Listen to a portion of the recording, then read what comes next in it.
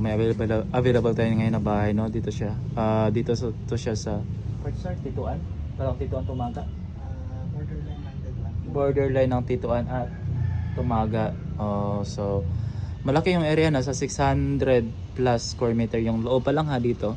Pero kasama dito, itong right of way kasi under to sa owner nito, sa title nito. So siya yung humahawak ng titulo nito. So pumapasok lang dito yung dumadaan lang dito sila. So ito parang free na to sa owner, na yung mga kapitbahay dito libre lang sila makadaan dito kasi ito talaga exclusive to dito sa owner nitong bahay na to. Dito naka-under yung titulo na to. Naka 2 titles to, sir, no? Lahat kasama tong right of way, 2 titles. Tama ba? Okay. So ito na yung main house nila. Kung makabili kayo nito, maganda talaga to. Sa nakita ko dito na nasa sa prime location siya dito. Malapit to sa sa Rainbow Mosque dito sa Tumaga. Ito yung main house nila. Tapos ito, maluwag talaga yung fully fenced na siya. Fully fenced. Yan. So maluwag talaga yung area niya.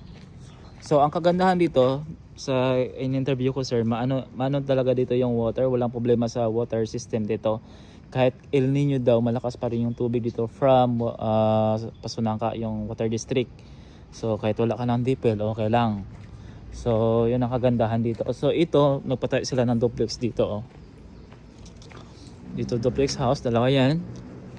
2 story. Tapos dito sa taas, sa second floor is pinapa-rent. So family lang ito din, borders din to. May nagre-rent dito. So ideally, napakagandang locations itong property na to, no. Nakita ko isa sa prime location dito sa Zamboanga City. Napakalapit lang sa city proper. Sa LB ba yan dyan?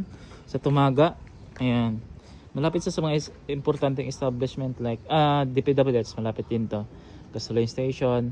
Basta isa sa prime location sa nakita ko dito. So pwede nyo to kung pagtayuan nyo to plano ng bahay, pwede nyo to para i-reconstruction, pwede nyo to i-demolish yung main house. Pagtayuan nyo ng modern house na base o gusto nyo malaking bahay, kasya dito. Ito pwede na to at is na to, baka pwede paggamitan dito. Yan, pwede pa naman to, itong main house na to, pwede pa naman to i-renovate. Ayan. Pero kung gusto nyo reconstruction para ang purpose na para malaki yung space sa harap for mga occasions, parking, ganyan. So better i-adjust to dito konti sa likod or dito magamit pa tong space dito sa bahay. So kung interested kayo sa property na to, na naghahanap kayo ng magandang location malapit sa city proper, pagtayo nyo ng bahay, isa to sa best na options na may offer ko sa inyo, no. So yung price nito is nasa 12.5 million pesos. So clean title, walang problema sa titulo. So kung interested kayo i-viewing to, please message me para ma-assist ko po kayo papunta dito. Yun lang. Kung may pabenta pala kayo na property, pwede ko po kayo tulungan hanap ng buyer. Thank you for watching.